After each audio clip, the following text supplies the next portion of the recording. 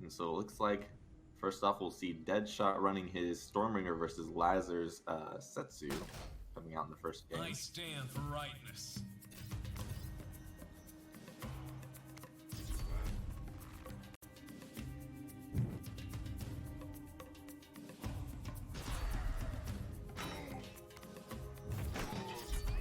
Interesting start. Both bridges grabbed by Deadshot and then immediately taken back by a Curse Bear.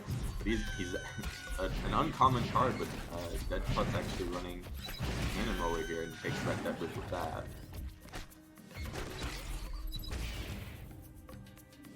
Saw a little bit of play of it in the last two tournaments actually, but it might have been making a resurgence recently with that Cannon Roller.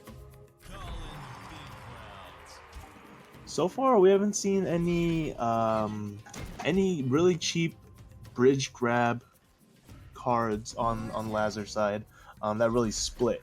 So he's gonna be having to use a lot of mana to take these bridges back from Deadshot that did opt in for like the crossbow dudes that can easily split up to take both bridges. Good play by Deadshot. He places the laser turret to draw out Lazur's blast entry, and then immediately places the cleaver in prediction of the Setsu drop coming down.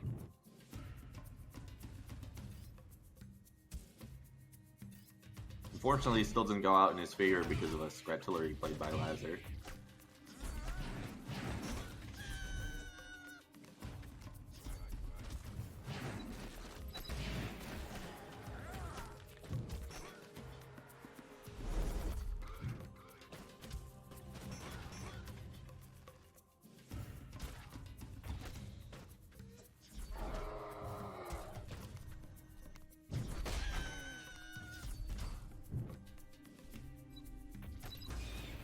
A lot of back and forth play. None of the aggression has started to come out yet. Even the Setsu drop landing on bridge as opposed to landing on face. So both these players taking it slow at the start here. And this control deck that Deadshot's wearing is going to have a slow start too, especially being built around this laser turret.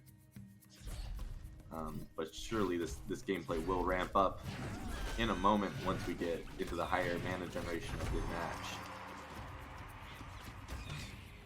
It's a very defensive deck from Deadshot though, being based around these shielded crossbow dudes and the laser turret and cards of the like, so that he's always Interesting on the play backbone. from Lazur, putting the blue golem while the laser turret still has some health left. Yeah. I'm not sure if he underestimated the Stormbringer's marksmanship buff on that laser turret, because if he didn't have that +2 range, I think that would have been perfect timing. Wow, Lazur actually flies the real cleaver onto. I mean, Deadshot actually flies the real cleaver onto Lazur there and gets a hit on face, just taking the bridge with that card.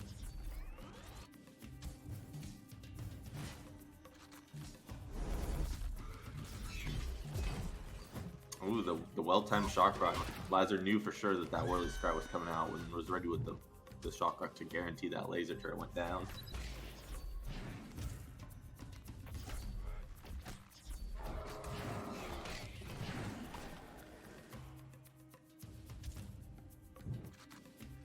Now both players actually pretty much even in experience at this point, with Deadshot a little bit ahead in HP, despite the fact that he's up against a Setsu right now. So Lazur might need to consider going more on the aggressive side in this match, but so far still dropping Setsu at the bridge every time and just answered by a cleaver every time as well. I like the trade that Lazur has set up where he puts the infiltration to counter the laser turret, and then he also uses the shock rock to counter Deadshot's Whirly Scrat. Because then he's able to kill that laser turret and still be 2 mana under what Deadshot used.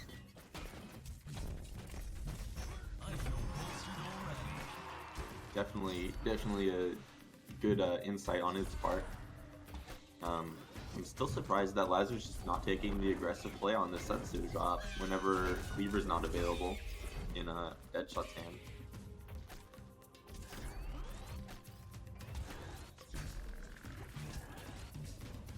That's a blue one that's just going to go straight down to that laser turret, no time at all.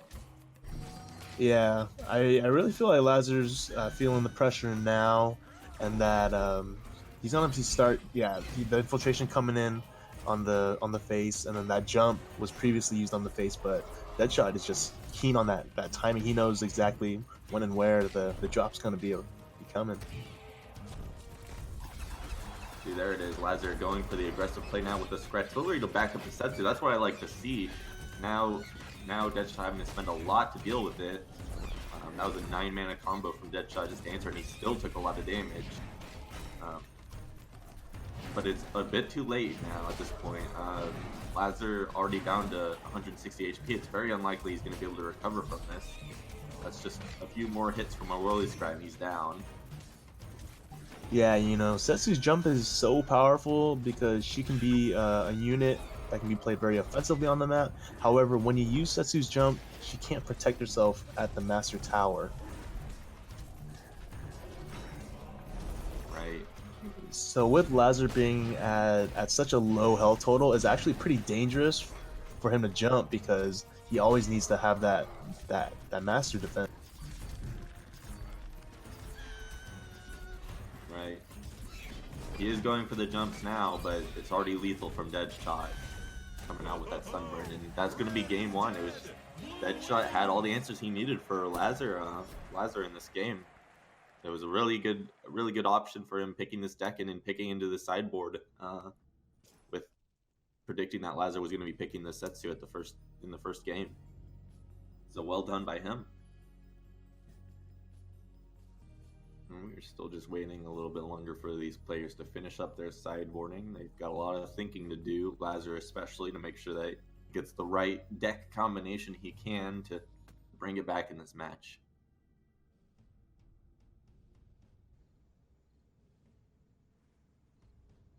Alrighty, and we're getting it underway, so we will see the APEP come out from Lazur. Let's see if he's got what it takes to take down this Deadshot. Showtime!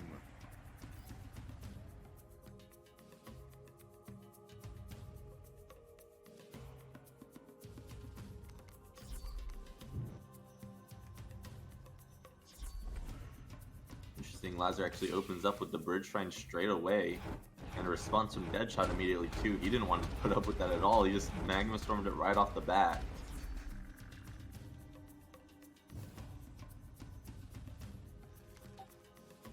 Yeah, Deadshot really respects the Bridge Shrine because with that increased increased XP production from the patch, Bridge Shrine is actually a pretty insane card. Just for having that little Bridge Shrine out, he already has that perk 1.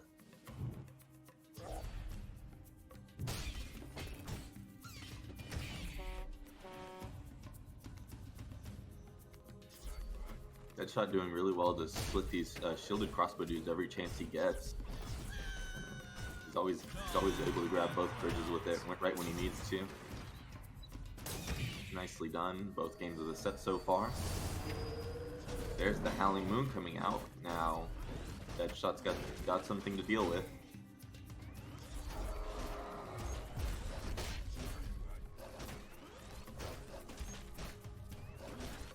Oh man, that cannon roller is doing work on those werewolves. Yeah, that was actually surprisingly really effective. It looks like it might be just what he needs, a crisp air and a cannon roller just to take down that Howling Moon, even with the shock rock coming through there.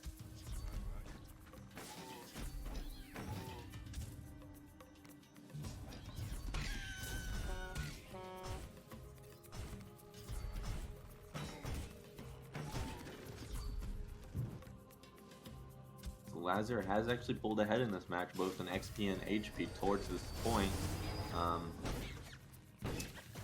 We'll see if that changes with the kinds of pushes that Lazur is able to put together, especially as he ramps up with his APEP perks. Wow, and that werewolf actually goes bottom lane, so Lazur doesn't have to spend additional mana to take. Yeah, with that split, it was a little bit harder for Deadshot to answer. He couldn't just drop a tank in front of his cannon roller and call it good this time.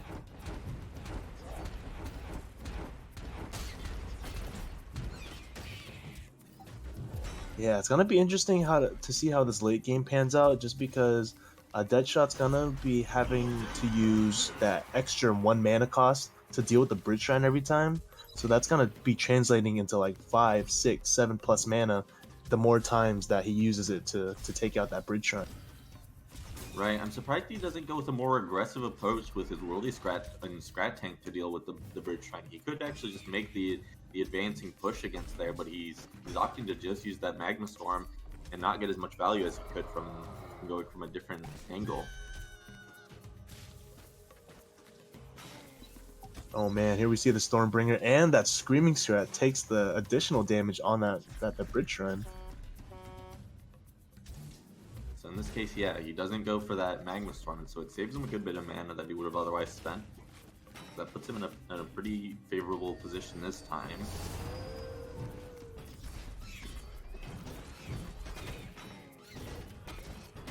Nice placement on that Sewer Scrat right there, taking the bridge and poisoning a werewolf in the same process. Really well done.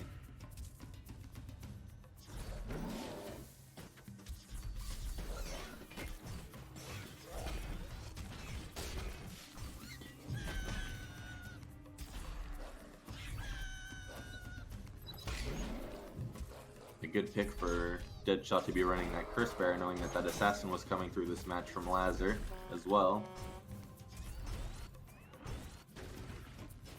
Just another direct counter that he's got in his deck ready to go.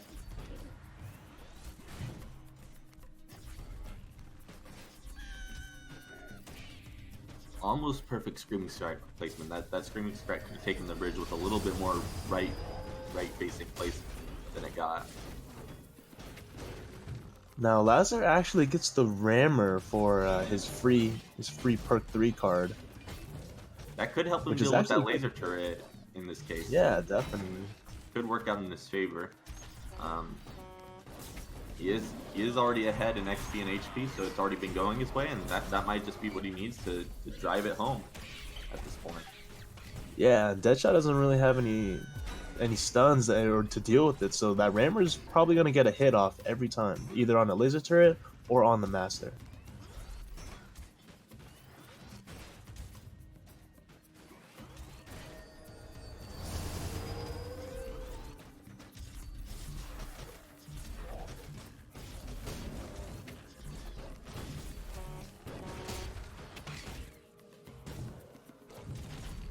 But really well done by Deadshot, holding off all these pushes. That Scrat Tank placement, the Curse Bear pavement placement just a moment before. He's handling his card placements really well and doing a really good job holding off what's coming at him at this point. And Lazur's not even able to put down his bridge shrine for the moment. Yeah, once that laser turret gets that marksmanship buff, and now that Stormbringer reaches perk 3, Deadshot's actually, I think, in a good spot.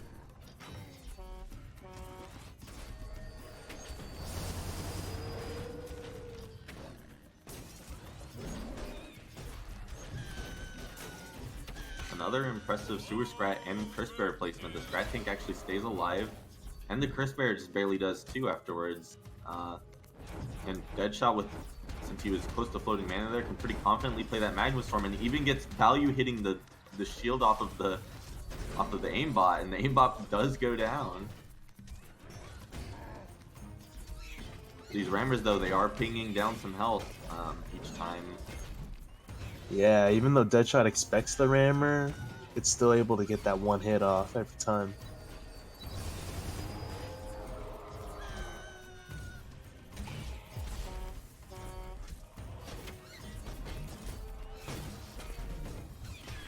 Yeah, here's another one. He's just not going to be able to answer it fast enough. Although the laser turret's going to be tanking the hit instead of his Master Tower this time.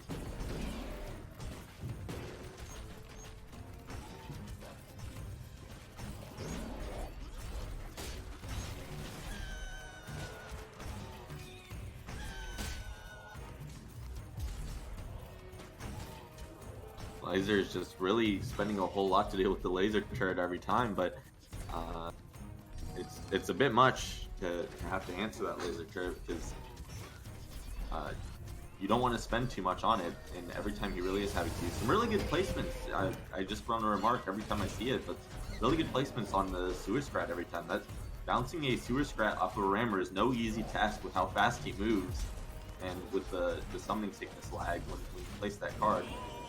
But Deadshot is going down right now, having to place his laser turret in a much more defensive position, and Lazur being in mana frenzy is just going down. He takes too much pressure, and game 2 goes over to Lazur.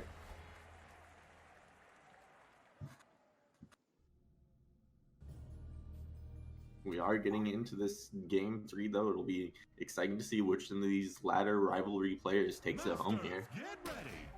Yeah, even against Howling Moon and Blue Golem, I would still like to see the Stun Lancers come from Deadshot. I just feel like the Stun Lancers is a good counter to both those cards.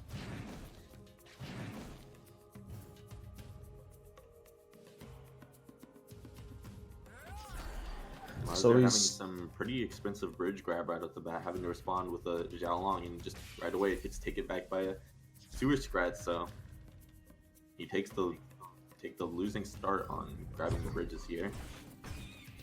And now we see the Howling Moon still in Lazur's deck, so that defensive chopper is actually going to see a lot of work being able to counter the Stun Lancers and that Howling Moon winning. Yeah, interesting that he wouldn't have taken the Howling Moon out in response to saying that.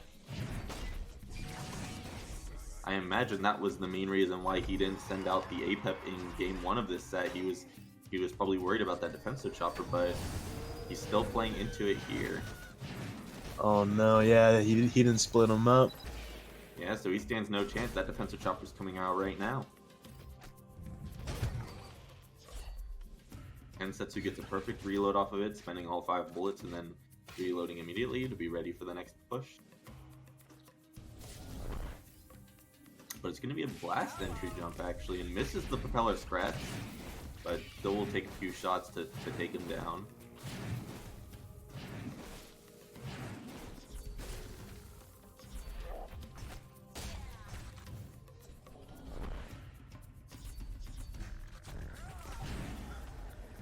The health totals and the XP looking really even here. No really clear advantage yet, and just about 2 minutes into the game. Right, but it does seem like it's taking a bit from Deadshot to deal with these pushes other than the Howling Moon pushes, like this Morgul, the Morgul, and before we saw that Stun Lancer and aimbot get through to face.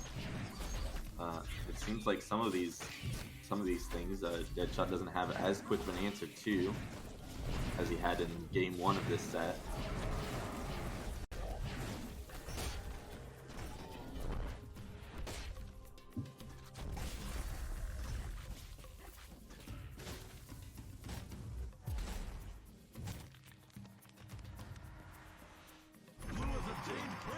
He's actually in a rough situation. That Assassin I'm surprised that Assassin didn't reach stealth. If it had, Deadshot wasn't going to have an answer to it based on what he had in his hand.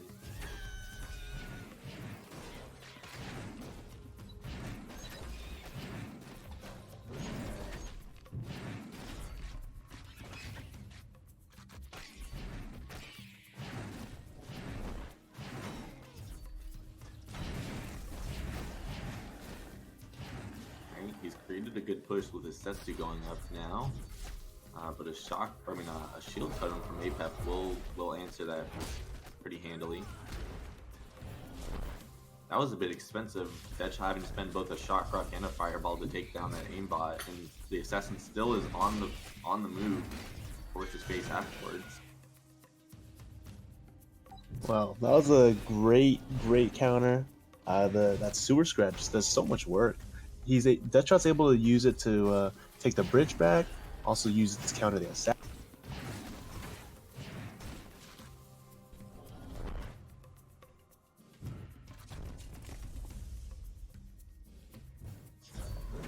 It's just slowly going in Lazur's favor, not as quickly as it did last game in this case, but it is going in Lazur's favor overall so far. Yeah, every time Deadshot jumps over, Lazur has that shield tone to just negate everything. Right, the big risk of leaving an APEP up when you're planning on running Setsu. Now Deadshot actually has to use well, I'm surprised he actually used the Defenso. He had Sewer Scrat ready to go and instead played the Defenso Chopper. Now that's going to be a Howling Moon coming in, and he has to spend a lot at the bridge to stop it, and it's not even getting stopped. That Werewolf is still healthy, coming through. That gave Lazur a big push, wasting away that Defenso Chopper there. Lazur was completely ready to capitalize on that mistake. He knew that that was his window of opportunity, and it paid off pretty big for him.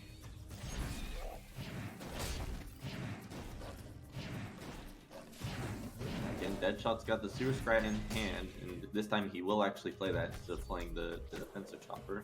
So that worked out a little bit better for him this time.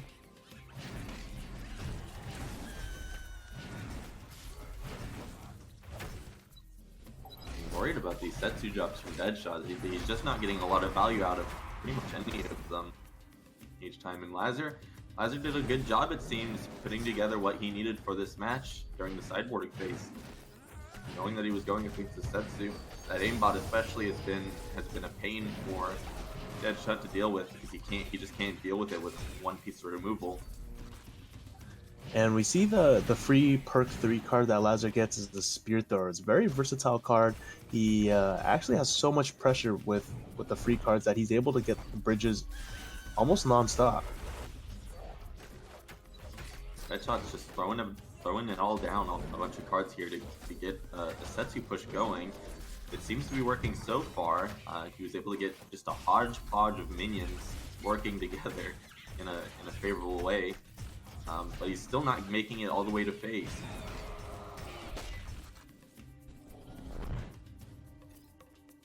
But he does have the drop up again and actually combos it in before Setsu even goes home. The unseen jump just comes through and an assassin is used in response. That fireball just didn't go very high value though for him. And now, again, the Defenso Chopper comes out preemptively from Deadshot, and Lazur responds to the aggression from that Defenso Chopper by playing Howling Moon. But with Setsu's perk 2 and perk 3 in combination, it's a little bit easier to deal with that Howling Moon, it seems, without the Defenso Chopper in play.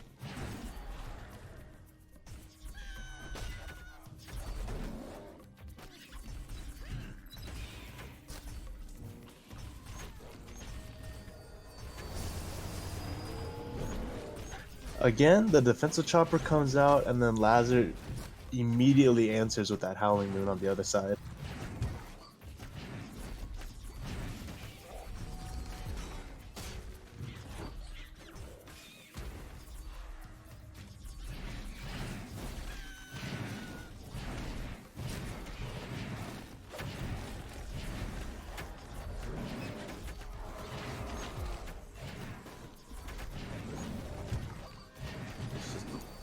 Now, Deadshot's starting to get into his groove, but Lazur's already at Mana Frenzy at this point.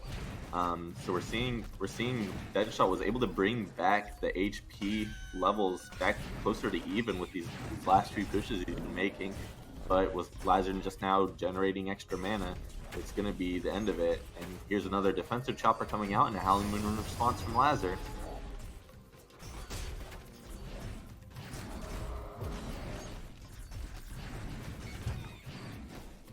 But Deadshot doing really well to hold off these pushes. I'm impressed at how his mechanics are on this Setsu. Yeah, really well at this rate, Deadshot's gonna be able to get Mana Frenzy himself. So we'll see what happens in the next like 20 seconds or so. Will he be able to capitalize on it though? I mean, he does still have a lot coming at him. He needs these Setsu drops to be perfect, and it aims just where he needs them. That Setsu does the 180 and shoots the Stun Lancer just before the Stun Lancer gets to her. Yeah. Pretty critical, but he's going down fast. Stun was... So Deadshot finally reaches Mana Frenzy himself. Will he have the opportunity to come back from 200 HP though? It's not looking like it's gonna happen. It's gonna be game 3 going to Lazur. So he takes what's essentially a reverse sweep here and takes the set 2-1 against Deadshot.